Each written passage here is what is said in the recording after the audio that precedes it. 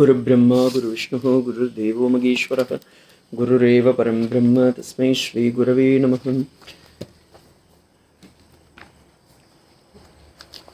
ஸ்ரீமத் வால்மீகி ராமாயணத்தில் நாம் இன்று துவக்கமாக வால்மீகி ராமாயணத்தை அனுபவிக்க இருக்கின்றோம். வால்மீகி ராமாயணம் ஃபஸ்ட் ஸ்லோகம் நேற்று எப்படி வந்ததுன்னு சொன்னேன். இப்போ அதோடைய இதுவை இன்னொரு முறை சொல்லிவிட்டு அதுக்கப்புறமா வந்தது. உத்தரகாண்டத்தின் இறுதியில் வால்மீகி மகரிஷி சீதா பிராட்டி வால்மீகி மகரிஷியுடைய ஆசிரமத்தை அடையும் போது அவர் அந்த இடத்துல யார் இருக்கான்னு கேட்குறார். அப்போ வால்மீகி மகரிஷிக்கே ஒரு சந்தேகம் வருது, இந்த உலகத்தில் உத்தமமான ஒரு நபர்கள் இருக்கின்றார்களா அப்படின்னு. அதுக்காக அவர் கேள்வி கேட்கும்போது நாரத மகரிஷி அங்கே வருகிறார்.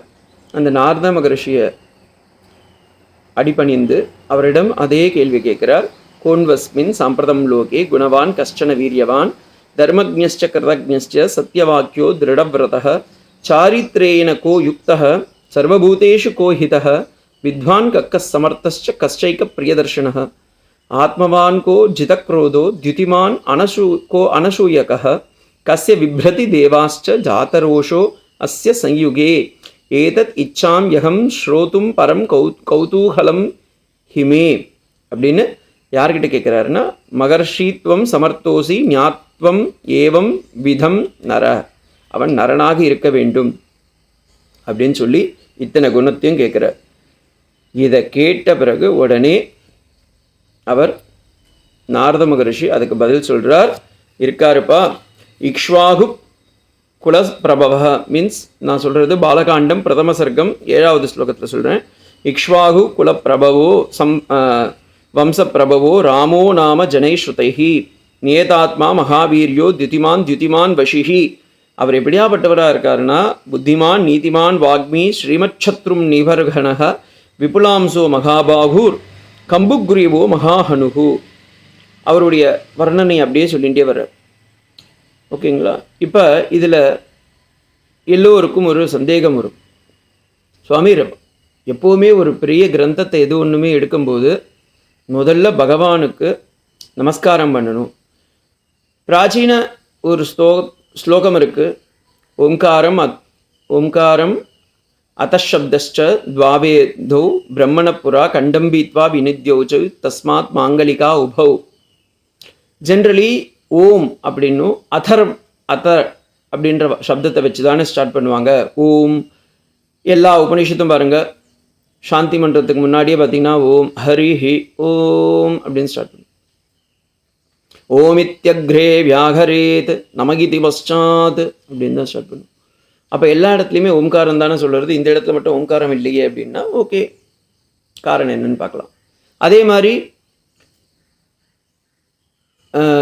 பிரம்மசூத்திரமாகட்டும், நாரத பக்தி சூத்திரமாகட்டும், சாந்தில்ய பக்தி சூத்திரமாகட்டும், கர்மகாண்டமாகட்டும், எல்லாம் ஸ்டார்ட் பண்ணது பார்த்திங்கன்னா அதாதோ பிரம்ம ஜிக்ஞாசா அத்தசப்தத்தை வச்சு தான் ஸ்டார்ட் பண்ணுவாள். இங்கே அத்தமோ இல்லை ஓம்காரமும் இல்லை, செகண்ட் தான். அத்தையும் இல்லை ஓம்காரமும் இல்லை. இதை வச்சு நீங்கள் எப்படி இது பண்ணலாம் அப்படின்னா, அதுக்கு கோவிந்தராஜர் வியாக்கியானத்தில் சொல்லும்போது சொல்கிறார். அவர் பூஷணம் அப்படின்னு ஒரு வியாக்கியானம் எழுதியிருக்கார். கோவிந்தராஜர் யாருன்னு உங்கள் எல்லாருக்கும் சொல்லியிருக்கேன். Care of Gayatri Ramayanam. தபஸ்வாத்தியாய நிரதம் தபஸ்வி பாக் பீதாம்பரம்னு இங்கே தப அப்படின்ற வார்த்தையில் வருது. ஏன்னா நீங்கள் தைத்திரிய உபநிஷத்தில் போய் பார்த்தீங்கன்னா ஸ்வாத்தியாய பிரவச்சனாபியான்ன பிரமஜிதபியம், அந்த இடத்துல தத்தி தபஸ்தப்தி தபஹ அப்படின்னு வருது. காய்கோ இந்த தப காய்க தபஸ், மானச தபஸ், வாச்சிக தபஸ்னு 3 இருக்குது. ஆனால் அதில் ரொம்ப சிரேஷ்டமானது தபஹ அப்படின்றது தப்பியதி, தட் ஃபால் இல்லாமல், நழுவல் இல்லாமல் நம்மை நேர்பாதையில் அழைத்து செல்வதால் அதற்கு பேர் தபஸ். இதுவே ஒரு தபஸ். காய்கமாக உடம்பால் வாக்கால் மனதால் நாம் செய்யக்கூடிய அனைத்து செயல்களும் அங்கே தவமாக மாறுகிறது. தமிழில் பகவோ ஞான தபசா பூதாமத்பாவ பாகதாகனு பகவானும் பகவத்கீதையில் சொல்கிறார். யார் ஒருவர் என்னை மனதாலும் வாக்காலும் வாழ்க்கையாலும் நினைத்து அருள் பாலிக்கின்றார்களோ அவர்களுக்கு நான் கண்டிப்பாக அருள் பாலிப்பேன். அவர்கள் வாழ்க்கையே ஒரு நெறியான வாழ்க்கையாக மாறுகிறது, தபவாசாக மாறுகிறது அப்படின்ற. அதே போல தைத்திரிய உபனிஷத்துடைய சிக்ஷாவல்லியில் போய் பார்த்தீங்கன்னா, தபோ பிரம்மேதி சதபோதப்யத சதபத்வா அப்படின்னு. அப்போ இந்த வாழ்க்கை முழுக்கவே நம்ம தபமாக இருக்க வேண்டும். அங்கே ஆத்மா ஈஸ்வரன் அப்படின்ற வார்த்தையில் சொல்கிறார். இப்போ இது வால்மீகி ராமாயணத்தில் தபஸ்வாத்தியாயம்னு வருது. நீங்கள் சொன்னீங்க ஓம் இல்லை அத அப்படின்ற வார்த்தையில் வரணும். கம்பராமாயணம் எப்படி வருது அப்படின்னா, அவரும் இதே மாதிரியே அந்த தபஸை எப்படி இந்த உலகம் முழுக்க பகவானே தபஸா இருக்கின்றான் அப்படின்றத காமிக்கிறதுக்காக அவர் அப்படி எடுத்துட்டு போறார். உலகம் யாவையும் தாமுறவாக்களும் நிலை பெறுத்தலும் நீக்கலும் நீங்களா அழகிலா விளையாட்டுடையார் அவர் தலைவர் அன்னவர்க்கே சரணாங்களே. உலகம் யாவையும் அங்கே நேச்சுரல் வர்ஷிப், இயற்கையை வணங்குற மாதிரி அவர் பண்ணியிருக்கார். கம்பனே இதை சொல்கிறார் பியூட்டிஃபுல்லாக. ஸோ இக்ஷ்வாகு குலப்பிரபவா அந்த ராமர் இருக்கின்றார் அப்படின்னு சொல்லி அவர் இந்த இடத்துல எடுத்துன்னு வர்றார். இப்போ நம்ம இதை ஒரு மிக்சராக பார்க்கணும். ராமாயணத்தை எப்போவுமே வால்மீகி ராமாயணத்தை தனியாக பார்க்கக்கூடாது. வித் கம்பநாட்டாழ்வாரும் நாராயணமும் மற்ற காவியங்களும் ஸ்ருதி ஸ்மிருதி புராணங்கள் மூன்றுத்தையும் சேர்த்து பார்த்தா தான் அது நன்னா விளங்கும். Because when we want to see our own face, we require a mirror. Similarly, when you want to read a Shastra, we require another Shastram only. When you want to read Bhagavatam, you take Bhagavad Gita, Shruti, Smriti. When you want to take a Smriti, you take Purana, Itihasa. When you want to read a Itihasa, take the Shruti and Smriti, because idodiya vilakkam ange irukku. It gives the explanation there. Sometimes, many times, we may get contradiction because we don't have proper understanding of that. For example, Taittiriya Upanishadla Matru Devo Bhava, Pitru Devo Bhava, Acharya Devo Bhava, Atiti Devo Bhava, Matru Devo Bhava, Pitru Devo Bhava, Appa சொல்றத கேளு. இப்போ புராணம் பிரகாரம் பார்த்தீங்கன்னா பிரகலாத சுவாமி அப்பா பேச்ச கேட்கலையே அப்படின்னா சாமானிய தர்மம் விசேஷ தர்மம்னு இருக்குது. அதில் விசேஷ தர்மம் தான் அவன் ஃபாலோ பண்ணணும். சாமானிய தர்மம் எல்லாருக்கும் பொதுவானது. பொதுவான தர்மம் அப்பா அம்மா சொல்ல கேளு, அப்பா சொல்ல கேளு அப்படின்னுறது. ஆனால் விசேஷ தர்மம் என்னன்னா அதை விலக்கிவிடு. ஃபார் எக்ஸாம்பிள், இல்லற வாழ்க்கையில் இருக்கவங்களுக்கு, பிரம்மச்சரி வாழ்க்கையில் இருக்கவங்களுக்குலாம் சொல்லுவாங்க, இல்லை அப்பா அம்மா குருகுல வாசத்தில் இருக்கிறவங்க பேச்செல்லாம் கேளுங்க. ஆனால் சந்நியாச தர்மத்தில் போய் பார்த்தீங்கன்னா ந கர்மணான பிரஜயா தனே ந தியாகே நைகே அமிர்தத்வமானஷு. அங்கே என்ன சொல்கிறது? தானியம் தனம் பசும் பகுபுத்திர லாபம் ஆயுஷ் சந்தானம் சததமக்ஷரம் தீர்க்கமாயு. அங்கே நன்னா ரொம்ப நாள் நன்னாருடா. எப்படி இருக்கணும்? புத்திர பௌத்திர தன தானிய எல்லாத்தையும் வச்சுக்கோ அப்படின்றா. ஆனால் இங்கே சன்னியாசிங்களுக்கு சொல்லும்போது என்ன சொல்லுவா? ந கர்மணா ந பிரஜயா தனேன, குழந்தைகளாலேயோ மனைவியாலேயோ தன தானியத்தாலேயோ நீ மகிழ்ச்சி அடைய மாட்டாய். அப்போ எதால் அடைவ?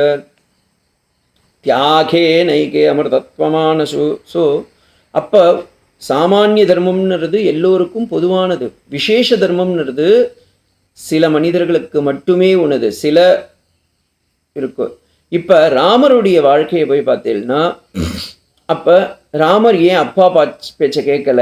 காட்டுக்கு ஏன் போனார்? அம்மா பேச்சை கேட்டாரே, அப்பா பேச்சை கேட்கலையே, குரு பேச்சையே கேட்கலையே. ஒரு இடத்துல வசிஷ்டர் கேட்குறார் வாடா வந்துரு, விஸ்வாமித்திரர் சொல்கிறார் வாப்பான்றார், வரல. ஏன்னா அந்த இடத்துல அவர் விசேஷ தர்மத்தை பிரயோகம் பண்ணுறார். அது ஏன்னுறது அங்கே வரும்போது நம்ம பார்க்கலாம். அதே போல் இப்போ வால்மீகி ராமாயணத்துலேயும் நாம் சொல்லும்போது பார்த்தீங்கன்னா எல்லாத்தையும் மீன்ஸ் ஸ்ருதி ஸ்மிருதி புராணம் எல்லாத்தையும் சேர்த்து நம்ம பார்க்கலாம். இங்கே நாராயணியம் ரொம்ப பியூட்டிஃபுல்லாக இருக்கும்.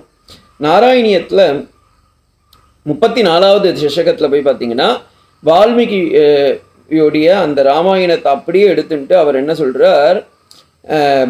தீட்சிதர் கௌர்வானோ கீர்வானோ வர்த்தமானோ தசமுகநிதனம் கௌஷலேஷு ரிஷ்யசிருங்கே புத்ராயாம் இஷ்டிமிஷ்ட்வா திருஷ்ட்வா திருஷ்டு தசரதக்ஷபோபாயசாக்ரம் தத்பக்த்யா தத்புராதீஷ்வபி ஸ்ருதிதி சமஜாதः கர்ப்பாசு ஜாதே ராமஸ்த்வம் லக்ஷ்மணேன ஸ்வயமத பரதோபி சத்ருக்ன நாம்னா அப்படின்னு நாராயணியத்தில் போய் பார்த்தீங்கன்னா அவர் கீர்வானோ அர்த்தியமானோ தசமுகநிதனம் கௌஷலேஷு ரிஷ்யசிருங்கே. அந்த ரிஷ்யசிங்கர் எப்படி பாயசம் புத்திரகாமேஷ்டி யாகம் வளர்த்து அதில் பாயசத்தை பெற்றார். புத்ராயாம் இஷ்டி திருஷ்டுவா தசம் அங்கே பாயசாக்யம் அப்படியே அந்த இதுவை அப்படியே ஃபுல்லாக எடுக்கிறார்.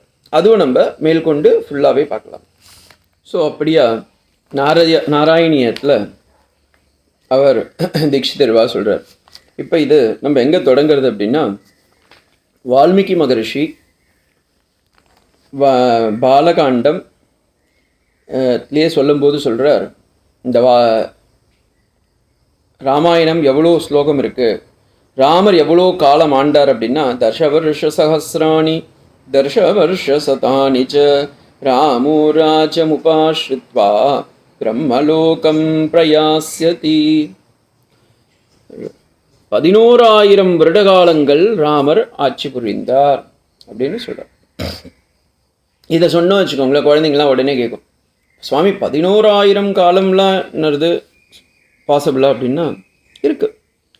நம்ம தாத்தாங்கள்லாம் பார்த்தீங்கன்னா 100 வருஷம் வரைக்கும் வந்திருக்காங்க. அவங்களுக்கு மேலே அவங்க தாத்தாங்கள்லாம் பார்த்தீங்கன்னா 100, 120, 150 வருஷத்துக்கு மேலே இருந்திருக்கா. அப்போ கலியுகத்தில் இப்போ ஜஸ்ட்டு 2 ஜென்ரேஷன் முன்னாடி பார்த்தீங்கன்னா அவ்வளோ நாள் வாழ முடியும் அப்படின்னு காமிச்சிருக்காங்கன்னா, இது சத்தியுகத்தில் அப்போ இருந்திருக்க முடியாதா?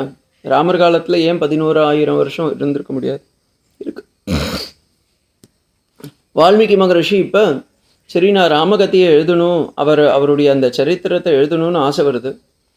அப்போ அவர் என்ன பண்ணுறார், அப்படியே பார்த்துட்டு இருக்கார். அங்கே இருக்கிற சரையு நதிக்கரையில் அவர் ஸ்நானம் பண்ணணும்னு சொல்லிட்டு சந்தியாவந்தன டைம் வருது. அதுக்கு ஸ்நானம் பண்ணணும் அப்படின்றதுக்காக அவர் அந்த இடத்துக்கு போகிறார். அப்படி போகும்போது அந்த இடத்துல பார்த்திங்கன்னா 2 கௌஞ்ச பட்சிகள், அப்படியே 2 குருவிகள்னு வச்சுக்கோங்க. ஏன்னா அந்த கௌஞ்ச பட்சிகள்னால் என்னென்ன அது புரிய வைக்கிறது, 2 பறவைகள். அந்த பறவைகள் 2ம் கொஞ்சம் குழாவின்னு இருக்குது. ஆண் பட்சியும் பெண் பட்சியும் குழாவின்னு இருக்கிற அந்த சமயத்தில் ஒரு வேடுவன் வந்து அந்த பெண் பட்சியை அடிச்சு விட்றான். அடிச்சிட்ட உடனே ஒரு ஆண் பட்சி ரொம்ப தவிக்கிறது. இதை பார்த்த உடனே வால்மீகி மகரிஷிக்கு ரொம்ப கோபம் வருது. கோபம் வந்த உடனே அவர் மனசில் நினைக்கிறார், நம்மளாம் ஒரு சாதுவாச்சு, நமக்கு தான் எந்த சொந்த பந்தங்களும் கிடையாது, நமக்கு விருப்பு வெறுப்புன்றதே கிடையாது, நமக்கு ஏன் இந்த மாதிரி ஒரு கோவம்லாம் வருது அப்படின்னு சொல்லிட்டு தனக்கு தானே அவர் நொந்துன்ட்டு பறவைகள் காட்டில் வாழறதும் கொஞ்சம் குழாவறதும் அதை வேடுவன்கள்லாம் வேட்டையாடுறதும் ஒரு லோகத்தில் நடக்கிற ஒரு சாமானிய விஷயம். இதை கண்டு எனக்கு எதுக்கு இப்படி இதுவாகிடுது அப்படின்னு சொல்லிட்டு அவர் அந்த இடத்துல அந்த வேடுவனுக்கு ஒரு சாபம் விட்டுடுறார். அந்த மனசு கஷ்டத்தினால அவர் அப்படியே நிற்கிறார். அங்கிருந்து தான் ராமாயணமே உதிக்கிறது. மா நிஷாத பிரதிஷ்டாம் த்வாம் அகம சாஸ்வதி சமாம் யத் கௌஞ்ச மிதுனாதேகம் அவதி காம மோகிதம். எப்படி அந்த ஆண் பறவையை பிரிந்து பெண் பறவை வாழுமோ, இல்லை இந்த பெண் பறவை பிரிந்து ஆண் பறவை வாழுமோ, அதுபோல் இங்கே இந்த ஸ்லோகத்தில் ஆக்சுவலி டபுள் மீனிங் இருக்குது. மா நிஷாத பிரதிஷ்டாப்டம், அம்மானா இந்த இடத்துல மகாலட்சுமினி அர்த்தம். மகாலட்சுமியான அந்த திருத்தாயார் சீதா பிராட்டி எப்படி ராமனை பிரிந்து வாழ்ந்தார், அந்த வேடுவன் தான் ராவணன். அப்போ அந்த ஆண் பறவை தான் ராமர் அப்படின்ற மாதிரி அதை உடனே அவர் சிந்தனை வச்சுட்டு அதிலிருந்தே ஸ்டார்ட் பண்ணுறார். சிந்தயஞ்ச மகாயக் பிராக்ஞா சகார மதிமான் மதிஹி சிஷ்யம் சைவாப்ரவீத் வாக்யம் இதம் சவனு புங்கவஹ இதை உடனே அவர் மகான்களுக்கெல்லாம் எப்போவுமே சோகம் வந்துடுத்துனா அதுக்குள்ளார பெரிய ஒரு இது இருக்குது. டிப்ரெஷன் வரும்போது தான் நிறைய ரெவல்யூஷனான ஸ்லோகமும் வரும். வால்மீகி மகரிஷியோடைய சரித்திரத்துலையும் பார்த்தீங்கன்னா அதே மாதிரி இந்த கஷ்டத்தில் இருக்கிற அந்த காலத்தினால அந்த மனசு கஷ்டம் அதுவே என்ன ஆயிடுது, ஒரு ஸ்லோகமாக மாறி வருது. ஆஜகாம ததோ பிரம்மா லோககர்த்தா ஸ்வயம் பிரபு சதுர்முகோ மகா தேஜா திருஷ்டும் தம் முனி புங்கவம். அந்த இடத்துல பிரம்மா மகரிஷி பிரம்மாவே வருகின்றார். அங்கே வந்து வால்மீகி கோபப்படாதே, மனசு கஷ்டப்படாதே, எந்த இதுவும் வேண்டாம், நீ ராமருடைய கதையை எழுது. அந்த ராம கதையை எப்படி எழுதணும் அப்படின்றதையும் அவரே சொல்லிக் கொடுக்குறார். சுவாமி, எனக்கு ராமருடைய பாலகாண்டங்கள்லாம் தெரியாதே, அவர் சின்ன வயசில் எப்படி இருந்தார்லாம் தெரியாதுன்னா கவலைப்படாதே, இந்த சரையு நதிக்கரையில் ஸ்நானம் பண்ண அந்த இடத்துல நான் உனக்கு தூரேன தர்சனம் முன்ன நடந்ததை இப்போ நான் போட்டு காமிக்கிறேன் அப்படின்றார். மீன்ஸ் ரிவைண்ட் பண்ணி காமிக்கிறேன்றார். பிரம்மன் பிரவருத்தேயம் சரஸ்வதி ராமஸ்ய சரிதம் கிருத்ஸ்னம் குரு. ஸ்பஷ்டமாக அந்த ராமச்சரித்திரத்தை செய் அப்படின்றார். குரு ராமகதா புண்ணியம் ஸ்லோகபந்தம் மனோரதம். With all the fact you give. ராமர் என்ன பண்ணாரோ அப்படியே இருக்கட்டும், அதில் தவறு இருந்தாலும் உண்மை இருந்தாலும் சத்தியமாக அப்படியே சொல்லணும் அப்படின்றார். இக்ஷுவா பகவான் பிரம்ம இத்யுக்த்வா. இப்படியாக சொல்லி அவர் மறைகின்றார். உடனே தசரத மகாராஜாவுடைய அந்த பால இதுவு எல்லாமே வந்து அவருக்கு குழந்தை இல்லாமல் இருக்கிறது, அப்புறமா புஷ்பகாமிஷ்டி நடக்கிறது, எல்லாத்தையும் பற்றி வால்மீகி மகரிஷி சொல்ல போகிறார். இப்போ ஏதாவது ஒரு கதை அப்படின்னா நம்ம என்ன பண்ணுவோம், முதல்ல அவனுக்கு குழந்தை இல்லை, நம்மளே இப்போ சொல்லும்போது அப்படி தான் சொன்னோம். ஆனால் வால்மீகி மகரிஷி அப்படி எடுத்துகிட்டே வரல. அவர் பியூட்டிஃபுல்லாக சொல்கிறார், இந்த உலகம் எப்போவுமே பாசிட்டிவாக சொல்லி அதுக்கப்புறமா நெகட்டிவ்க்கு வரணும். ஆனால் நம்ம மோஸ்ட்லி பார்த்திங்கன்னா எல்லா இடத்துலையும் நெகட்டிவாக சொல்லி பாசிட்டிவ்க்கு வரும். சுவாமி அவன் வேஸ்ட்டு சுவாமி எடுத்தோன்னே சொல்லிடுவோம். ஆனால் அவனுக்குள்ளாரையும் சில நல்ல பழக்கங்கள்லாம் இருக்குது. அதை வால்மீகி மகரிஷி ரொம்ப அழகாக அனுபவிக்கிறார். அவருடைய ஸ்லோகத்தில் போய் பார்த்தீங்கன்னா அவர் வால்மீகி ராமாயணம் பாலகாண்டம் 4வது சர்க்கத்தில் சொல்லும்போது சொல்கிறார், இந்த இதிகாசத்தை நான் எப்படி எழுத போகிறேன் அப்படின்னு. ஃபஸ்ட்டு ஹிம்செல்ஃப் கிவிங் ஒரு கிரந்தத்தை நான் எப்படி பண்ண போகிறேன் அப்படின்னு பாருங்கோ. இன்றைக்கி வந்து பிஹெச்டியில் ரிசர்ச் மெத்தடாலஜின்னு ஒரு பேப்பர் வச்சுருக்கா, எம்ஃபில்லையும் பிஹெச்டிலையும். எப்படி வந்து ஒரு பேப்பரை வந்து ப்ரொடியூஸ் பண்ணணும், எப்படி வந்து ஒரு புக்கை தீசிஸ் பண்ணணும் அப்படின்னு சொல்லிட்டு. அந்த காலத்தில் ஆதிகவியான வால்மீகி மகரிஷி பியூட்டிஃபுல்லாக ஒரு ஸ்லோகத்தை, ஒரு புஸ்தகத்தை, கிரந்தத்தை எப்படி அனுசரணம் பண்ணணும், எப்படி பண்ணணும், மீன்ஸ் உருவாக்கணும் அப்படின்னதை பியூட்டிஃபுல்லாக சொல்கிறார். 4வது சர்க்கத்தில் போய் பார்த்தீங்கன்னா பிராப்த ராஜ்யஸ்ய ராமஸ்ய வால்மீகி பகவான் ரிஷி சகார சரிதம் கிருத்ஸ்னம் விசித்ரய பதமர்த்தவத்து. எவ்வளோ ஸ்லோகம் இருக்குன்னு கூட சொல்லிடுறார். 24,000 ஸ்லோகம் வச்சு எழுத போகிறேன் அப்படின்றாரு. சதுர்விம்சத் சகஸ்ராணி ஸ்லோகானாம் இத்யுக்த்வான் ரிஷி ததா சர்கசதான் பஞ்ச ஷட் காண்டானி ததோத்தரம். 6 காண்டங்களை கொண்டு, ஏன்னா உத்தரகாண்டம் அப்போ நிறைவேறல. உத்தரகாண்டம் அப்புறமா அவரே தான் எழுதுறார். அது பின்னாடி நம்மளே பார்ப்போம். கிருத்ஸ்வா து தன்மகா பிராஜ்ஞ சப விஸ்வம் சகோத்தரம் அப்படி சொல்லி அவரே எடுத்துட்டு வரார். எப்படி இந்த ராமகதையை இது பண்ணுறது அப்படின்னா, இது இதிகாசம் அப்படின்றார். குஷீலவோ தர்மஜ்ஞோ ராஜபுத்ரோ யசஸ்வினோ பிராதரோ ஸ்வசம்பன்னோ தர்ஷயாமாச சான்விதோ. லவா குஷலாவா வச்சு இவரே அந்த கிரந்தத்தையும் அனுசரணம் பண்ணுறார். இதுக்கு ஒரு இது சொல்லுவாள் வால்மீகி மகரிஷி. லவா குஷலா 2 பேரையும் கூப்பிட்டு சின்ன வயசுலேயே இருக்கும்போது அவங்களுக்கு அத்தியனம்லாம் பண்ணணும். அப்போ 7 வயசுக்கு மேலே ஒரு குழந்தைக்கு காமம் நுழைவதற்கு முன், என் ஆச்சாரியர் சொல்லுவார், காமம் நுழைவதற்கு முன் அங்கே காயத்ரி நுழைய வேண்டும். அப்படி அந்த காயத்ரி மந்திரத்தை கொடுத்துட்டோன்னா அந்த குழந்தை நல்லா புடம்பு விட்டு பிரம்மவித்தா பிரம்ம தேஜஸ்வியாக வருவான். இப்போ இந்த இடத்துல என்ன பண்ணுறார் வால்மீகி மகரிஷி, அந்த குழந்தைங்க லவா குஷலா 2 பேருக்கும் பிரம்மோபதேசம் செய்து வைத்து தினமும் அத்தியனமாக ராமச்சரித்திரத்தையே சொல்கிறார். அவருடைய தன்னுடைய தந்தையோடைய சரித்திரம்னு அவங்களுக்கு தெரியாத வண்ணம். சொல்லி இதை யார்கிட்டலாம் சொல்லணும், எப்படிலாம் சொல்லணும்னு உத்தரகாண்டத்தில் விலாவரியாக பார்ப்போம். ஸோ இந்த இடத்துல அவர் அவ்வளோ விஸ்தாரமாக அந்த இடத்த சொல்லி அவர் சொல்கிறார், காவ்யம் ராமாயணம் கிருத்ஸ்னம் சீதாயாம் சரிதம் மகத். குழந்தைகளே, இந்த சீதாயாவுடைய சரித்திரத்தை நீங்களே போய் ராமர் முன்னாடி சொல்லுங்கன்றார். அப்போ உத்தரகாண்டத்தில் வரும் இது. ராமர் அப்போ 100 அஸ்வமேத யாகங்கள் நடத்தணும்னு அவருக்கு மனசில் எண்ணம். வசிஷ்டரே நடத்தி வச்சுருக்கார். 100 அஸ்வமேத யாகங்கள் கண்டினியூஸாக நடந்தே இருக்கு. அப்போ என்ன பண்ணுறாரு, பகலில் அஸ்வமேத யாகம், இரவில் ஏதாவது ஒரு நல்ல காரியம். இன்னைக்கு கூட பார்த்தீங்கன்னா கோவிலெல்லாம் பகல்லலாம் ஏதாவது ஒரு ப்ரோக்ராம்ஸ்லாம் இருக்கும். சுவாமி ஊர்வலம், அபிஷேகம், ஆராதனை எல்லாம் இருக்கும். இரவில் என்ன பண்ணுறதுன்னா, ஓகே பிரவச்சனம் ஏதாவது போடுங்க, ஏன்னா நல்லா சத்சங்கத்தை கொடுக்கணும் அப்படின்னு சொல்லி பிரவச்சனத்தெல்லாம் போட்டுருவா. அப்போ ராமர் பார்த்தார் என்ன பண்ணுறதுன்னு அவருடைய பரதர்கிட்ட போய் கேட்கும்போது பரதர் சொன்னார், சுவாமி நான் 2 குழந்தைங்க பேசிகிட்டு இருக்கிறத பார்த்தேன். அவங்க நம்ம நகரத்தில் அயோத்தியாவில் ரொம்ப அற்புதமாக ராமச்சரித்திரம் பண்ணிட்டு இருக்காங்க, உங்கள் சரித்திரத்தையே பண்ணிட்டு இருக்காங்க, அதை நம்ம பண்ணலாம் அப்படின்றார். ராமரும் சரி ஓகே, என் சரித்திரத்தை நானே கேட்டு ஆசீர்வாதம் பண்ணுவோம், பார்க்கலாம் என்ன தான் சொல்கிறான்னு பார்க்கலான்னு சொல்லிட்டு கேட்குறாரு. அப்போ அந்த குழந்தைங்களுக்கு முதல் நாள் அந்த இதுவும் முடியும் போது, இதெல்லாம் உத்தரகாண்டத்தில் வரப்போகிறது, நான் இப்போ ஜஸ்ட் சொல்லி வைக்கிறேன். அப்போ முதல் நாள் அந்த இதுவும் நடக்கும்பொழுது ராமருக்கே ரொம்ப சந்தோஷம். 2 குழந்தைங்களும் ரொம்ப அற்புதமாக இந்த சரித்திரத்தை சொல்லுறதுன்னு சொல்லி 18 தங்கத்தை கொடுக்குறார். அப்போ அந்த குழந்தைங்க அதை ஏற்க மறுத்து அவங்க சொல்கிறாங்க, இல்லை எங்களுக்கு ஒரே ஒரு நாங்கள் வால்மீகி மகரிஷியுடைய சிஷ்யர்கள், எங்களுக்கு பணம் மேலெலாம் இஷ்டம் இல்லை, நீங்கள் இதை நித்தியப்படி உட்காந்து கேட்கணும் அப்படின்றார்.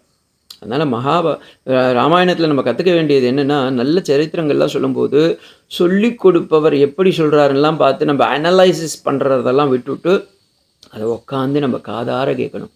அதனால தான் ஆழ்வாரும் அதை சொன்னார்.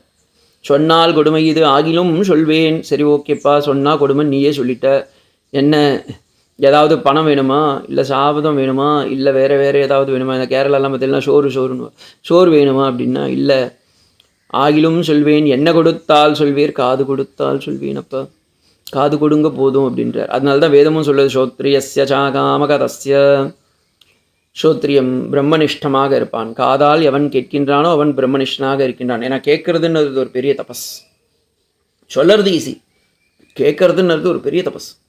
அந்த தபஸை நம்ம பண்ணணும் அப்படின்றார். ஸோ அந்த இடத்துல சொல்கிறார். அப்போ அதே பிரகாரம் ராமன் அதை கேட்டார். எப்படி கேட்டார்னா, அந்த ராமாயண கதை முடியும் போது பார்த்தீங்கன்னா ஒரு நாள் ராமர் தன்னுடைய அரியணையில காணும். அந்த குழந்தைங்க பயந்துருத்தோம், ஐயோ ராமனை காணுமே. எல்லா மக்களும் தேடுறா, ஐயோ என்னடா அது, ராமன் உட்காந்து கேட்டுட்டு இருந்தானே, லவகுஷலா அந்த ராமாயணத்தை சொல்லிட்டு இருந்தாலே, அத்தனை பேரும் கேட்டுட்டு இருக்கும்போது திடீர்னு ராமன் காணாமல் போயிட்டானேன்னு, எங்கே ராமன் எல்லாரும் மந்திரிமார்கள்லாம் தேடிட்டு இருக்கா. உடனே ஒரு கை தூக்கி ராமன் சொல்கிற, நான் இங்கே இருக்கேன் பாரு. எங்கே இருக்காருன்னா, மக்களோடு மக்களா. அதுதான் ராமாயணத்துடைய மகத்துவம். ராமரே மக்களோடு மக்களாக உட்காந்து அந்த ராமாயணத்தை அனுபவிச்சிருக்கார். அதுதான் அந்த ராமாயணத்துக்கே இருக்கிற ஒரு அழகு. கொடுத்து அவரே கேட்டு ரொம்ப அனுபவித்த ஒரு காவியம். அதை எப்படி நம்ம சொல்ல போகிறோம்னா, முதல்ல நீங்கள் நோட்ஸ் எடுத்துக்கோங்க. பாலகாண்டத்தில் 2256 ஸ்லோகம், 77 சர்க்கம்ன்ற அத்தியாயம்னு வச்சுக்கலாம். பாலகாண்டம் 2256 ஸ்லோகாஸ், 77 சர்காஸ் மீன்ஸ் சாப்டர்ஸ். அயோத்தியா காண்டம் 4415 ஸ்லோகாஸ், 119. அயோத்தியா காண்டம் 4415 119 சர்க்கங்களை கொண்டது. ஆரண்ய காண்டம் 2732 ஸ்லோகாஸ், 75 சர்காஸ். கிஷ்கிந்தா காண்டம் 2620 ஸ்லோகாஸ், 67 சர்காஸ். 2660 ஸ்லோகங்களோடு கூடிய 67 சர்க்கங்களை உடையது. சுந்தரகாண்டம் எல்லோருக்கும் தெரிஞ்சது, 3006 ஸ்லோகாஸ், 68 சர்காஸ். யுத்த காண்டம் இருக்கிறதுலேயே ரொம்ப பெருசாக தான், 5990 5990 ஸ்லோகாஸ், 128 சர்காஸ் ஆகுது. உத்தரகாண்டம் 3234 ஸ்லோகாஸ் வித் 140 சர்காஸ். ஸோ இப்போ நீங்கள் இதை கூட்டி பார்த்தீங்கன்னா, எதுக்கு நான் இவ்வளோ தொலைவு சொன்னேன்னா, இதை கூட்டி பார்த்தீங்கன்னா 500 சர்காஸ் எக்ஸாக்ட்லி இட் வில் கம். 500 சர்க்கங்கள் வரும். அதே போல் இந்த பக்கம் ஸ்லோகம் பார்த்தீங்கன்னா 24,253 ஸ்லோகாஸ் வில் கம். இல்லை சுவாமி நீங்கள் தப்பாக சொல்கிறீங்க, ராமாயணம் 24,000 அப்படின்னுவீங்க. இப்போ யாருன்னா ஒன்றத்தை பற்றி பேசும்போது பார்த்தீங்கன்னா, அவர் எங்கெங்கே போயிருக்காரு, ஒரு 2 கிலோமீட்டர் தள்ளி போயிருப்பாருங்க. எக்ஸாக்ட்லி 2 கிலோமீட்டர் இருக்குமா, இல்லை 1.25 தான் இருந்திருக்கும். ஆனால் நம்ம 2ன்னு சொல்லிவிடுவோமே. அதுபோல் இங்கேயும் அவர் 24,000 சொல்லியிருக்கார். ஆனால் உண்மையாக சொன்னால் வால்மீகி ராமாயணம் மொத்தம் பார்த்தீங்கன்னா 24,253, 24,256 ஸ்லோகாஸ் ஆர் தேர் வித் 500 சர்காஸ். இப்போ இந்த ராமாயணம் எப்படியாப்பட்ட ஒரு மகாத்மியம் அப்படின்றதுக்கு ஒரு ஸ்லோகம் சொல்லுவாள். ராமர் அவதாரம் எடுக்கும்போது ஒவ்வொருத்தரும் நானும் வந்து கான்ட்ரிபியூஷன் பண்ணுறேன், பரமபுருஷனான அபரிமித திவ்ய விக்கிரகமான சுத்த சத்வஸ்வரூபமான அந்த பகவான் நமக்காக மத்ஸ்யகுர்ம வராக வாமன நரசிம்மஸ்வரூபமெல்லாம் எடுத்து இன்று ராமாவதாரம் எடுக்க இருக்கின்றான்னு சொல்லி ஒவ்வொரு பகவான் மீன்ஸ் இந்திரன், சந்திரன், வருணன், வாயு, குபேந்திரன், ருத்ரன், பிரம்மா, எல்லாரும். பிரம்மா தான் ஜாம்பவனாக வந்தார், ஹனுமான் தான் ருத்ரனாக வந்தார். அப்படி ஒவ்வொருத்தரும் தன்னுடைய கான்ட்ரிபியூஷனை கொடுத்துட்டுருக்காங்க, தன்னுடைய பங்கை கொடுக்கணும் ராம கைங்கரியத்துக்கு அப்படின்னு. அப்போ நம்மளாம் என்ன பண்ணணும் அப்படின்னா, நம்மளாம் உட்காந்து கேட்டால் போதும். அப்போ ஒவ்வொருத்தரும் ஒவ்வொன்று செஞ்சுட்டு இருக்கும்போது இந்த வேதங்கள் 4 வந்து சுவாமி நானும் உங்களுடைய சேவையில் ஈடுபடணும் அப்படின்னு. உடனே அவர் பார்த்தார், ஓகேப்பா வந்துருங்க அப்படி. அப்போ நான் என்ன சரித்திரம் எடுக்க போகிறேன், ராமாயணம், ரிக்வேதம், யஜுர்வேதம், சாமவேதம், அதர்வவேதம், இந்த 4 வேதங்களும் ராமாயணத்தில் அடக்கம். 4 வேதம் படிக்க தெரியலனாலும் பரவாயில்ல, ராமாயணத்தை படித்தா 4 வேதம் கற்றுட்டதா அர்த்தம். ரிக்வேதம், ரிக் அப்படின்றதுல ரா இருக்குது பாருங்க, அந்த ரா தான் ராமாயணத்துக்கு ரா. சாமவேதம், சாம இருக்கா, அந்த இடத்துல மா இருக்குங்களா, ராமா. யஜுர்வேதம், யஜுர்வேதம், யா வருதா, அப்போ ராமா ய வந்துருத்தா. ஸோ ராவுக்கு ரிக்வேதம், மாவுக்கு சாமவேதம், யாவுக்கு யஜுர்வேதம், அதர்வணம் நம் இருக்குங்களா, ராமாயணம். அப்போ ரிக்வேதம், சாமவேதம், அதர்வவேதம், சாமவேதம், இந்த 4 வேதத்திற்கும் ராமாயணம் அப்படின்ற வார்த்தைகளுடைய கான்ட்ரிபியூஷன் கொடுத்து சொன்னதுனால இதை வால்மீகி மகரிஷி பியூட்டிஃபுல்லாக சொல்கிறார். வேத வேத்யே பரே பும்சே ஜாதே தசரதாத்மஜே வேத பிராச்சீனமாசீத் சாக்ஷாத் ராமாயணாத்மனஹம். ராமாயணத்துடைய இப்போ நம்ம சரீரம் இருக்குது அப்படின்றதுக்கு காரணம் என்னென்னா உள்ளார ஆத்மா இருக்குது. அதே போல் இந்த ராமாயணம்ன்ற புஸ்தகம் இருக்குன்னா அந்த புஸ்தகத்துக்கு காரணமாக இருக்கிறது என்னென்னா ரிக்வேதம், யஜுர்வேதம், சாமவேதம், அதர்வண வேதம், அந்த 4 வேதங்களும் உள்ளார அந்த ராமாயணத்தில் ஆத்மஸ்வரூபமாக இருக்குது. அப்படியாப்பட்ட இந்த ராமாயணம் அப்படின்றார். அடுத்து இதை சொல்கிறார், இந்த குஷன் லவணர்கள் மக்களோடு ராமன் சேர்ந்து கேட்டார் அப்படின்றத சொல்லி இந்த ராமாயணத்துடைய பஞ்சம சர்க்கத்துக்கு போவோம். அங்கே அயோத்தியா. என்ன சுவாமி ராமாயணம் சொன்னீங்க, அயோத்தியாவுக்கு போயிட்டீங்களே நீங்கள். அவர் பாருங்கள் எவ்வளோ அழகாக. இப்போ ஒரு சினிமாலாம் எடுக்கிறாலாம் நமக்கு தெரியாது, சும்மா இருக்கிறத சொல்கிறேன். இப்போ எடுக்கிறான்னா முதல்ல பார்த்தீங்கன்னா லேண்டு, சூரியன், நதி, அப்புறமா வீடு, இயற்கையாக பூ, பறவைகள் இதெல்லாம் காமிச்சா அப்புறமா அப்படியே ஹீரோவுடைய என்ட்ரியை காமிப்பாங்க. அதே போல் இந்த வால்மீகி மகரிஷி பாருங்க முதல்ல எடுத்துகிட்டு வந்து என்ன சொன்னார்னா, நான் எழுத போகிற புஸ்தகம் எப்படியாப்பட்டது அப்படின்றத காமிச்சுட்டார். அடுத்தது அவர் என்ன பண்ணுறார், அதுக்கப்புறமா அப்படியே அந்த அயோத்தியா அப்படின்ற அந்த நாடு எப்படியாப்பட்டது, எவ்வளவு தொலைவு இருக்குது, அதோடைய லேண்டு, விருத்து, ஹைட்டு எல்லாத்தையும் சொல்கிறார். எவ்வளவு செழிப்பானது எல்லாத்தையும் சொல்லி, இது கம்பனாப்பட்டாழ்வாரும் இதே தான் எடுத்துக்கிறார். அப்படியே எடுத்துகிட்டு வர அதை பற்றி நம்ம இப்போ பார்க்கலாம். இனி வரும் சர்க்கங்களில் அயோத்தியாவை பற்றி நம்ம விஸ்தாரமாக பார்க்கலாம்.